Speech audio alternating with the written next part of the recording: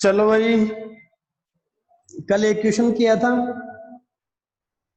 दीर्घवृत्त के आधार पे। कल एक क्वेश्चन किया था। अब देखो दूसरा क्वेश्चन, देखो दीर्घवृत्त के आधार पे। दूसरे क्वेश्चन में क्या लिखा हुआ है, देखो क्वेश्चन नंबर 2 दीर्घवृत्त के आधार पे है ये। देखो एक्स स्क्वायर बटे 9 लिखा हुआ है, एक्स स्क्वायर बटे 9 लिखा हुआ है, प्लस वाई स्क्वायर बटे 16 लिखा हुआ है, और बराबर में लिखा हुआ है 1 लिखा हुआ है। अब देखो अपन ने जो दीर्घवृत्त का समीकरण पढ़ा था भाई, वो क्या समीकरण था? समीकरण ये था एक्स स्क्वायर बट्टे ए स्क्वायर प्लस वाई स्क्वायर बट्टे बी स्क्वायर बराबर है 1 था। देखो ए स्क्वायर का जो मान है वो कितना है बताओ? 9 है। ए का जो मान आएगा प्लस माइनस 3 आएगा। अपन ने प्लस का 3 लिया है भाई। ऐसे ही देखो बी स्क्वायर का जो मान है वो 16 है। बी का जो मान आएगा वो कितना आएगा बताओ? प्लस माइनस है 4 आएगा। अपन ने प्लस का 4 ले लिया। अब देखो शर्त क्या है, दूसरी शर्त है अपने पास। कल जो पहला क्वेश्चन किया था उसमें कौन सी शर्त लागू हो रही थी बताओ?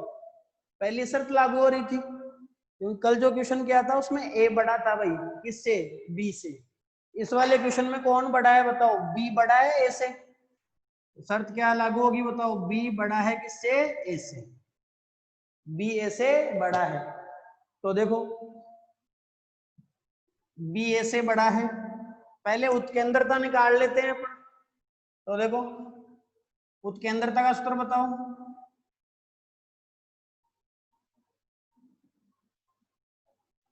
उत्केंद्रता का सूत्र बताओ भाई। उत्केंद्रता ई बराबर है अंडर रूट में जो बड़ा है उसका स्क्वायर आएगा पहले भाई। बी बड़ा है तो सूत्र आएगा बी स्क्वायर माइनस ए स्क्वायर बट्टा बी स्क्वायर। शर्त क्या है बताओ? शर्त ये है कि बी बड़ा है किससे? ए से। बी बड़ा है ए से भाई। देखो उत्केंद्रता क्या मान आएगा? बी स्क्वायर, सीधा ही मान लगा दो भाई। बी स्क्वायर का कितना हो गया? 16। ये हो गया 16। ए स्क्वायर कितना है भाई? 9 है। फिर बी स्क्वायर कितना है बताओ? 16 है।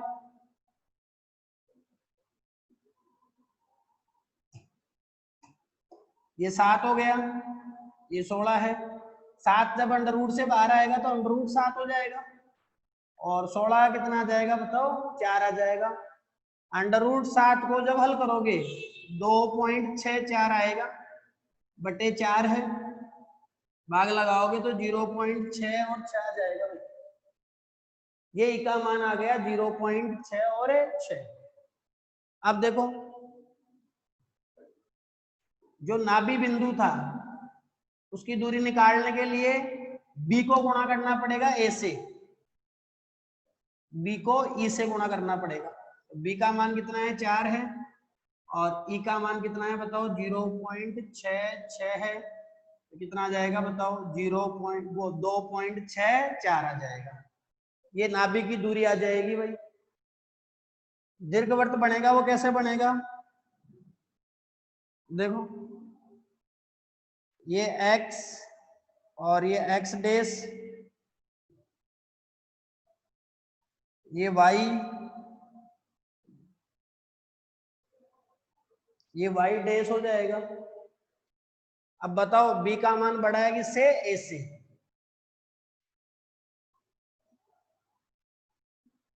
तो ये दीर्घवृत्त आएगा भाई, ये दीर्घवृत्त आएगा।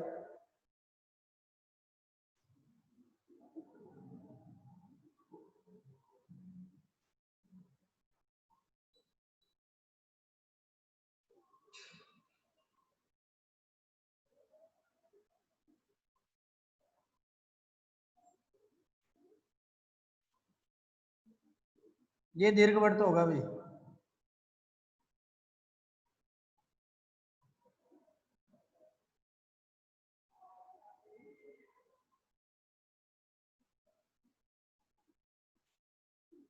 अब देखो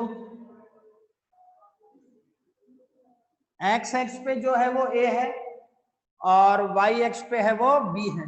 ये ए हो गया भाई,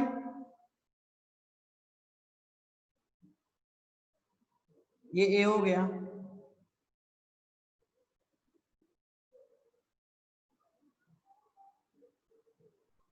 ये ए हो गया, ये ए हो गया और ये क्या हो जाएगा बताओ, बी हो जाएगा।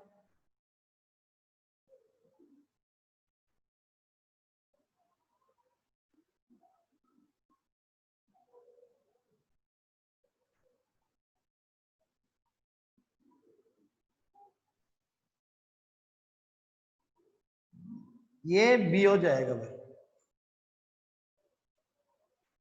ए और बी पता पड़ गए भाई। देखो बी बड़ा है, बी का मान कितना है बताओ 4 है, और ए का मान कितना है बताओ 3 है। ए बराबर 3 लिख सकते हैं यहाँ। ए बराबर है 3। अब देखो F1 और F2 दो नाभि बिंदु थे भाई। ये मान लिया F1 और ये मान लिया अपन ने F2। देखो दूरी बताओ, ये प्लस का बी है और ये किसका बी है बताओ, माइनस का बी है। तो ये हो जाएगा प्लस का 2.64 और ये माइनस का कितना हो जाएगा बताओ 2.64। निर्देशांक है भाई, दूरी हमेशा धनात्मक होती है, दूरी नहीं है, निर्देशांक लगाए अपन ने।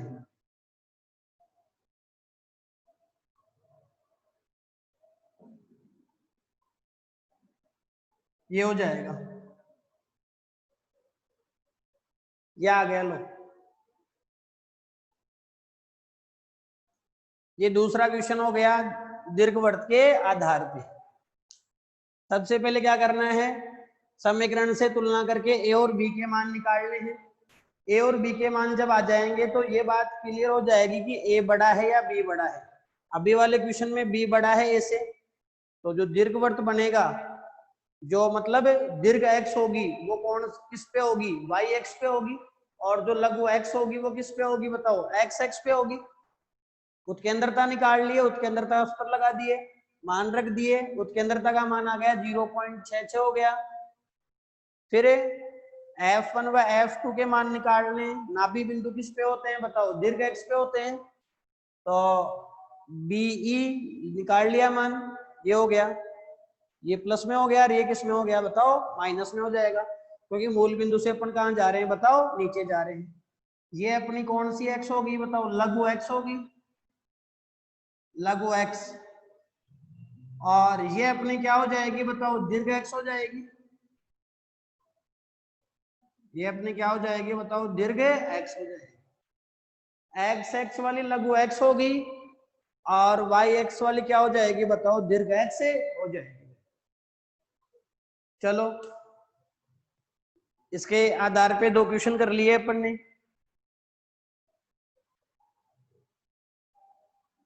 अब देखो आगे, दीर्घवृत्त द्वारा परिबद्ध क्षेत्रफल, कितना क्षेत्रफल होगा दीर्घवृत्त द्वारा परिबद्ध, तो उसका सूत्र देखो क्या होता है, उसका सूत्र होगा पाई ए बी। याद कैसे रखना है, मैं तरीका बता रहा हूं याद करने का।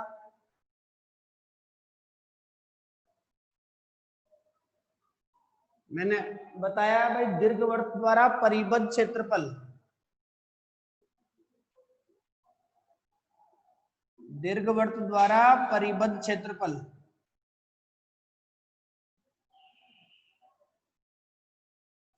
परिबद्ध क्षेत्रफल पाई ए बी होगा भाई,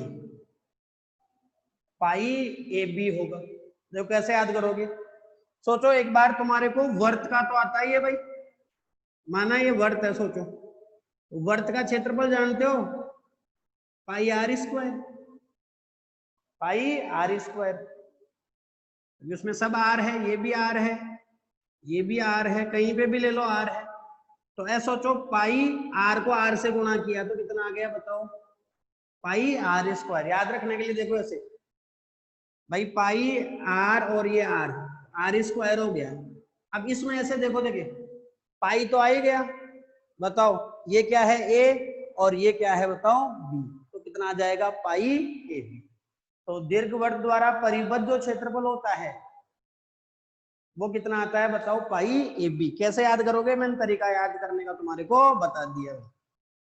अब देखो ये जो दीर्घवृत्त है वो वर्त में बदल जाता है भाई। कब बदलता है, जब ई का मान 0 हो जाता है। सुनना मेरी बात को ध्यान से, मैंने बताया दीर्घवृत्त वर्त में बदल जाएगा। कब बदल जाएगा, जो दीर्घवृत्त है वो किसके अंदर बदल जाएगा बताओ, वर्त के अंदर बदल जाएगा। कब बदल जाएगा, जब ए किसके बराबर हो जाएगी, बी के बराबर हो जाएगी। ए और बी दोनों आपस में बराबर हो जाएंगे तो जो उत्केंद्रता है वो कितनी हो जाएगी बताओ, 0 हो जाएगी। क्यों, क्योंकि उत्केंद्रता के दो सूत्र है अपने पास।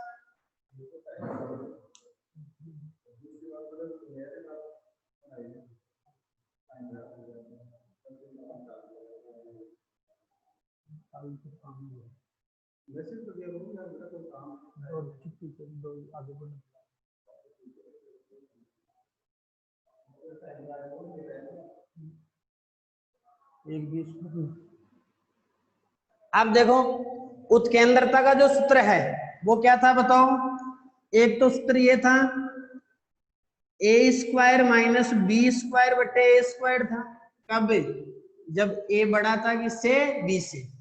एक दूसरा सूत्र क्या है बताओ, बी स्क्वायर माइनस ए स्क्वायर बटा बी स्क्वायर सूत्र है।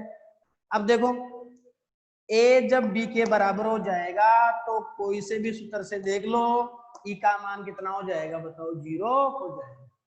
तो मैंने क्या बताया तुम्हारे को कि दीर्घवृत्त वर्त में कब बदल जाएगा, जब ए बी के बराबर हो जाएगा। और ए जब बी के बराबर हो गया तो उत्केंद्रता जो है वो कितनी हो जाएगी बताओ, 0 हो जाएगी। उत्केंद्रता 0 होगी भाई जब ए किसके बराबर हो जाएगा बताओ, बी के बराबर हो जाएगा। तो दीर्घवृत्त वर्त के अंदर बदल जाएगा। अब देखो अपन मान लेते हैं ए बराबर बी बराबर आर मान लिया अपन ने, त्रिज्या मान ली भाई। ए बराबर बी बराबर त्रिज्या मान ली अपन ने।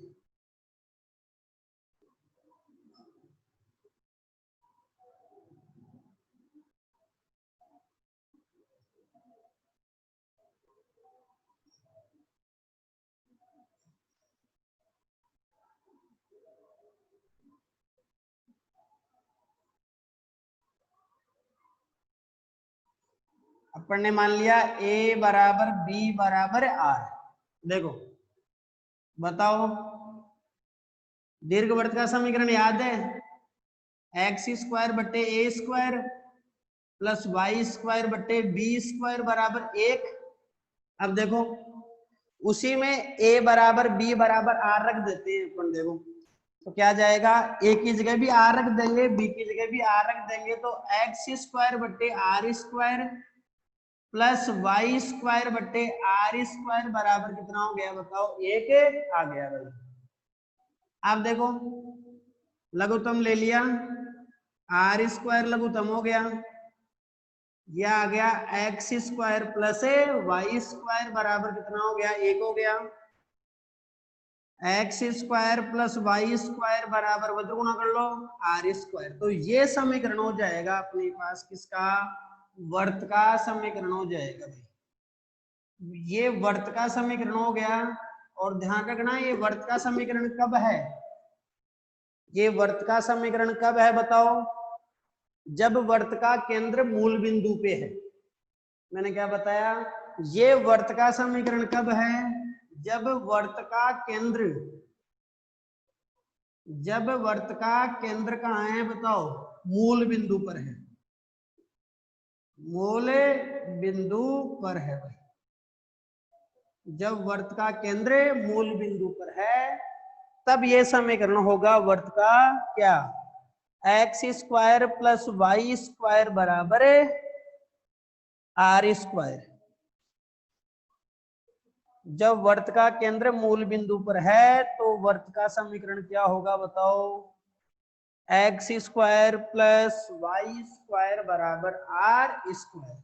तो कैसे निकालोगे वर्त का समीकरण, दीर्घवृत्त का जो समीकरण था उसमें ए की जगह भी आर रख दो, बी की जगह भी आर रख दो, क्योंकि ए और बी दोनों बराबर हो गए, दोनों त्रिज्या के बराबर है, तो मैंने दोनों की जगह आर रख दिया, लघुत्तम लेके हल कर दिया, तो ये समीकरण निकल के आ गया।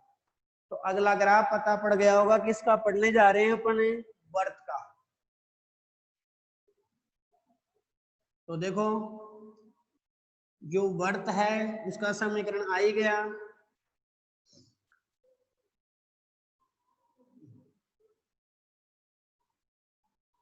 वर्त का समीकरण आ गया भाई क्या,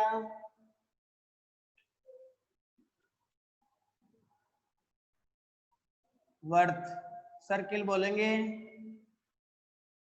समीकरण क्या हो गया भाई इसका, निकाल लिया समीकरण, x square plus y square बराबर आर स्क्वायर, ये समीकरण है भाई वर्त का। अब देखो क्वेश्चन करते हैं, इनकी पहचान जो है भाई दीर्घवृत्त की वर्त की, वो समीकरण से ही हो पाएगी भाई, समीकरण से ही हो पाएगी।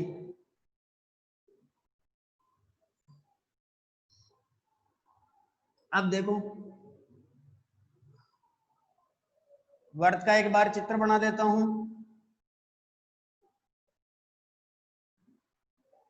ये हो गया भाई वर्त,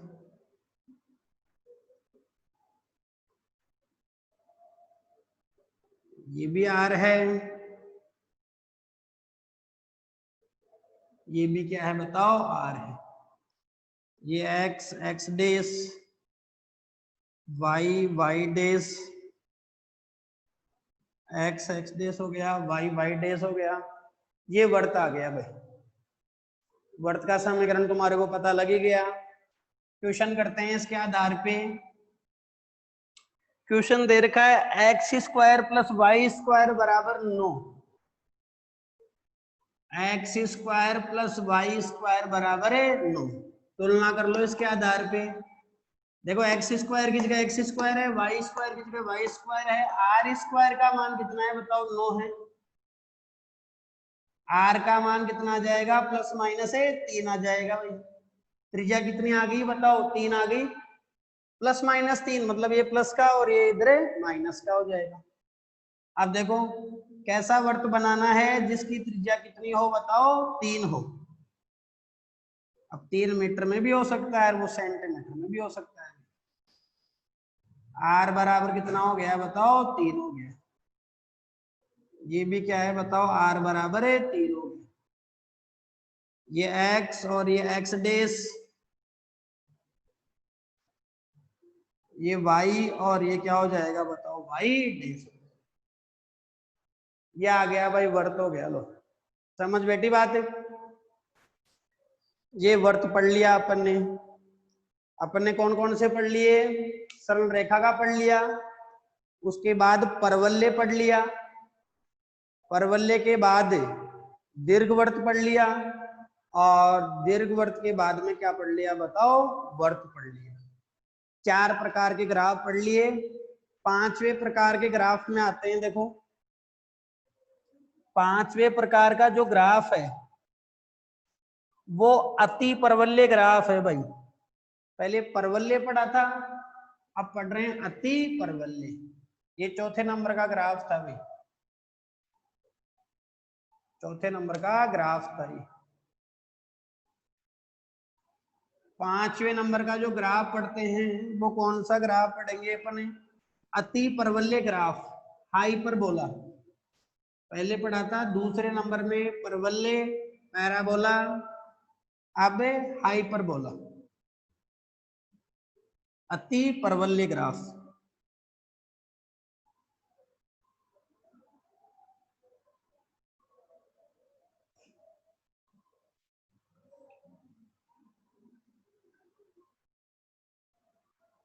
अति परवलय ग्राफ पढ़ने जा रहे हैं।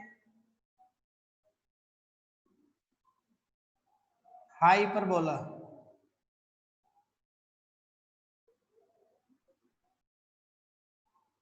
अब देखो, सबसे पहले इसका अपने को समीकरण लिखना है भाई। जो भी ग्राफ पढ़ते हैं सबसे पहले क्या लिखते हैं, उसका समीकरण लिखते हैं। इसका जो समीकरण है देखो, इसका जो समीकरण है वो है एक्स वाई बराबर नियतांक। सी नियतांक है भाई, एक्स वाई बराबर है नियतांक। मैंने बताया इसका समीकरण क्या है, बताओ। एक्स वाई बराबर है नियतांक। एक इसका समीकरण है एक्स वाई स्क्वायर बराबर भी नियतांक। ये भी होता है भाई, थोड़ा सा ध्यान से समझना। देखो, यहां से y को क्या लिखा जा सकता है बताओ, c बट्टा x लिखा जा सकता है।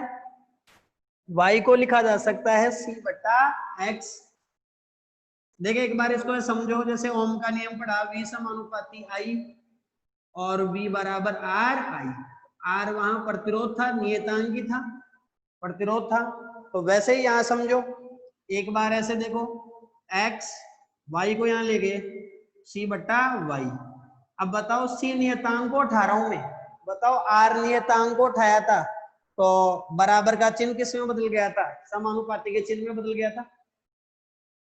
तो बताओ यहां से अपन c को उठा देंगे, बराबर की जगह क्या लगा देंगे, समानुपाती। तो यह आ गया x समानुपाती 1 बट्टा वाई। पढ़ने का तरीका देख लो, x समानुपाती 1 बट्टा वाई या x व्युत्क्रमानुपाती y, ऐसे पढ़ते हैं भाई। x और y दोनों व्युत्क्रमानुपाती में है भाई। तो पढ़ने का तरीका क्या है, x समानुपाती 1 बट्टा वाई या x व्युत्क्रमानुपाती y है। c धनात्मक नियतांक है भाई। यहाँ c क्या है बताओ, धनात्मक नियतांक है। c धनात्मक नियतांक है। ऐसे ही वहां पे भी c धनात्मक नियतांक है। बताओ क्या लिख सकते हैं, x y को यहां ले गए तो बताओ क्या आ जाएगा, c बट्टे वाई स्क्वायर हो जाएगा। c को उठा दी, वो c को उठा दिए, समानुपाती में बदल जाएगा। ये दोनों समीकरण ही किसके समीकरण है बताओ, अति परवलय के समीकरण है। क्या एक्स वाई बराबर नियतांक भी अति परवलय का है और एक्स वाई स्क्वायर बराबर नियतांक भी अति परवलय का है। थोड़ा सा दोनों में अंतर है, वो मैं बताने जा रहा हूं क्या दोनों में अंतर होगा। देखो, x समानुपाती 1 बट्टा वाई, मतलब यहाँ x की घात भी 1 है और y की घात भी कितनी है बताओ, 1 है। यहाँ देखो x की घात 1 है, y की घात 2 है। अब देखो, जब x और y दोनों किस में हो बताओ, व्युत्क्रमानुपाती में हो, समझ रहे हो मेरी बात को, और दोनों की घात 1 1 हो, तो फिर वो होता है आयतीय अति परवलय। क्या होता है बताओ, वो आयतीय अति परवलय होता है। वो अति परवलय, आयतीय अति परवलय होता है। कब होता है, मैंने क्या बताया, x और y दोनों की घात 1 1 हो और दोनों किस में हो बताओ, व्युत्क्रमानुपाती में हो। ये अति परवलय ही होगा, ये आयतीय अति परवलय नहीं होगा भाई, क्योंकि इसमें x की घात 1 है और y की घात कितनी है बताओ, 2 है। तो ये अति परवलय ही होगा, आयतीय अति परवलय नहीं होगा। आयतीय अति परवलय के लिए x की भी घात 1 होनी चाहिए और y की भी घात कितनी होनी चाहिए बताओ, 1 होनी चाहिए। अब देखो, दोनों के ग्राफ में थोड़ा सा अंतर है। कैसे बनाएंगे दोनों का ग्राफ, फिर मैं एक साथ भी बना के बता दूंगा दोनों का ग्राफ। ये y है,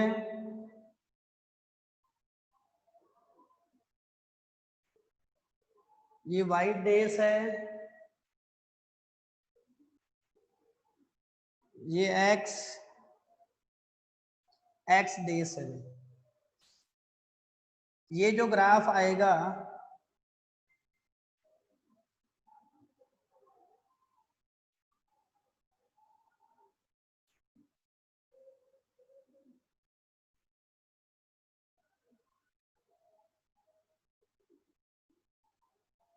इस तरह का ग्राफ आएगा भैया, इस तरह का ग्राफ आएगा। सी धनात्मक नियतांक है भाई,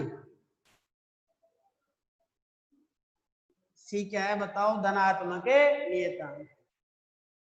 तो सी धनात्मक नियतांक है तो ये पहले चतुर्थांश में आएगा और तीसरे चतुर्थांश में आएगा भाई।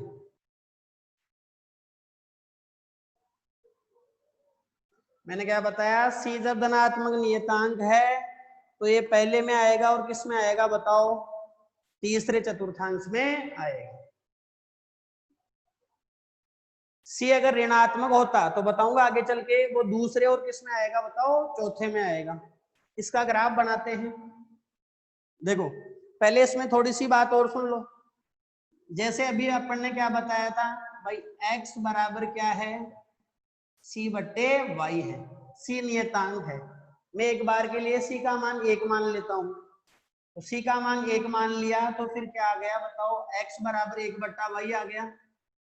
समझाने के लिए अगर मैं y को 0 रखता हूं, देखो y को 0 रखता हूं तो x का मान कितना आता है बताओ, अनंत आता है। और मैं क्या करता हूं, y को यहां ले गया, x को यहां ले गया, y को यहां ले गया, x को यहां ले गया, तो फिर ये क्या बन गया बताओ, y बराबर 1 बट्टा x। अगर मैं x को 0 रखता हूं तो y का मान कितना आता है बताओ, अनंत आता है। अब देखो मैंने क्या बताया, y0 बताओ, y0 यहाँ है, y0 यहाँ है, तो y0 यहाँ है तो x कहाँ पे है बताओ, फिर x किस पे है, अनंत पे। मतलब है ये लाइन इधर जाके इसको कहाँ टच करेगी बताओ, अनंत पे टच करेगी। मैंने बताया y0 है तो x का मान कितना है, अनंत है भाई। y0 यहाँ है, y को क्या रख दिया बताओ, 0 रख दिया, तो 1 बट्टा 0, x का मान कितना आ गया, अनंत आ गया। तो ये लाइन कहाँ जाके इसको टच करेगी, अनंत पे जाके, मतलब ये दोनों समांतर लाइनें होगी। और अपन ऐसी कल्पना करते हैं कि दो समांतर लाइनें एक दूसरे को कहाँ जाके मिलती है, अनंत पे जाके मिलती है। अब देखो ऐसे ही x0 हो गया, x0 यही है, x0, तो बताओ y का मान कितना होगा, अनंत होगा। तो ये लाइन इसको कहां जाके मिलेगी, अनंत पे जाके मिलेगी। तो ये अनंत से कहां तक चलेगा ग्राफ बताओ, अनंत तक चलेगा। अब देखो इसमें आते हैं, थोड़ा सा ग्राफ अलग आएगा इसका। देखो ये x हो गया, ये x डेस, ये y और ये y डेस।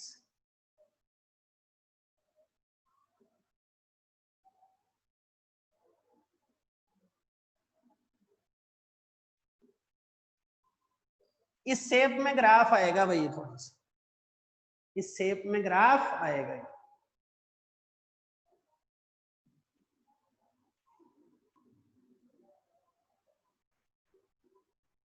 इस शेप में ग्राफ आएगा ये,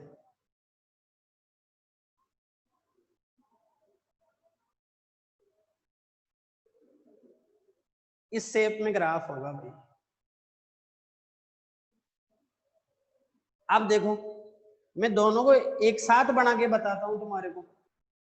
ये भी वही अनंत से अनंत तक आएगा भाई, ये भी कहां से कहां तक चलेगा बताओ, अनंत से अनंत तक चलेगा।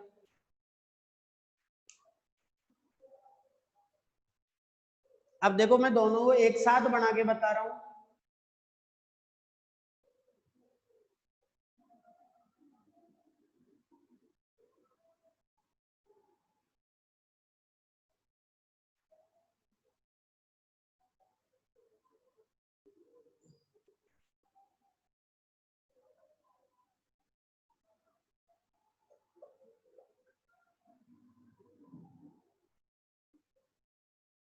मैं फिर बता दूं, अगर x की घात 1 हो, y की 2 हो, तो फिर अपने पास वो आयताकार अतिपरवलय नहीं होगा, वो अतिपरवलय ग्राफ ही होगा भाई।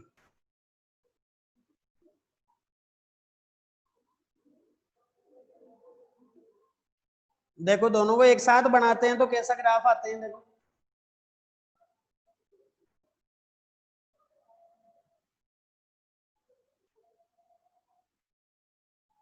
ये एक्स एक्स है, ये वाई एक्स है, एक्स डेस और वाई डेस, दोनों को एक साथ बनाते हैं।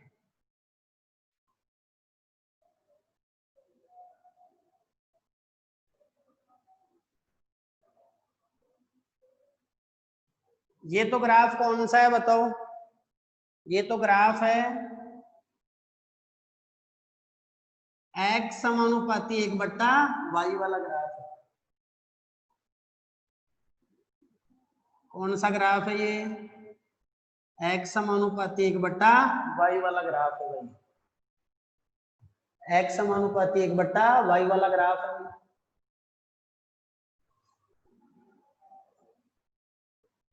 ये समांतर होगी इसके, एक्स समानुपाती 1/y² वाला जब ग्राफ बनाते हैं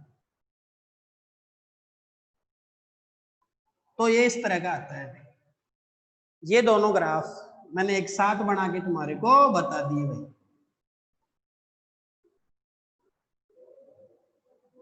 ये ग्राफ कौन सा आ गया बताओ, एक्स समानुपाती 1/y²। मैंने फिर ये बताना चाहा है तुम्हारे को कि x की घात और y की घात 1 हो और x और y दोनों किसमें हो, व्युत्क्रमानुपाती में हो, तो ये ग्राफ कौन सा ग्राफ होगा, आयताकार अतिपरवलय। तो ये जो ग्राफ है वो कौन सा है बताओ, आयतीय अतिपरवलय है, आयतीय अतिपरवलय।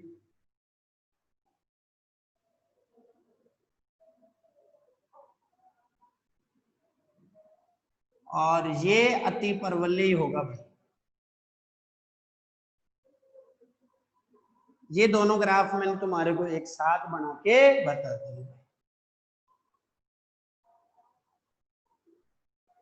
ये अपने पास अतिपरवलय ग्राफ हो गया।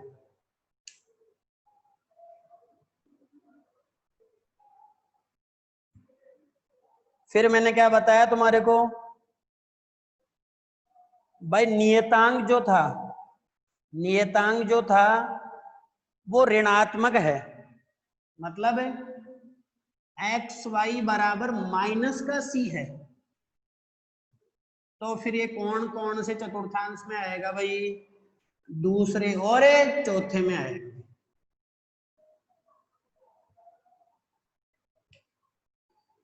देखो ऐसा आ जाए तो एक्स वाई बराबर माइनस का सी, इसका मतलब हो गया एक्स समानुपाती माइनस का 1/y।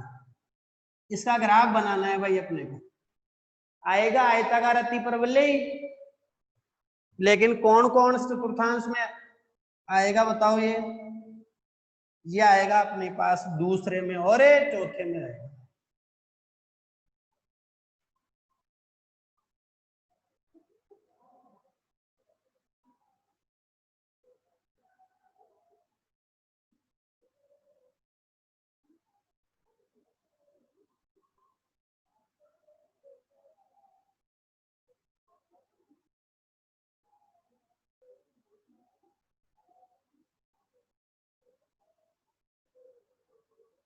ये ग्राफ हो गया,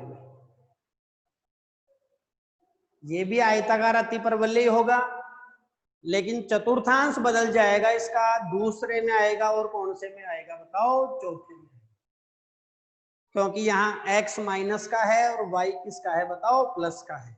ऐसे ही इसमें x प्लस का है और y माइनस का है, तो एक प्लस की है इसमें, एक किसकी है, माइनस की। ऐसे इसमें एक प्लस की है और एक किसकी है, माइनस की। ऐसे प्लस आया था तो दोनों प्लस की होनी चाहिए, ये दोनों प्लस की है। अब ये दोनों माइनस किए तो माइनस में माइनस भी क्या हो जाएगा बताओ, प्लस हो जाएगा। ये ग्राफ तुम्हारे को पढ़ने हैं। आज के लिए इतना ही। Okay, thank you.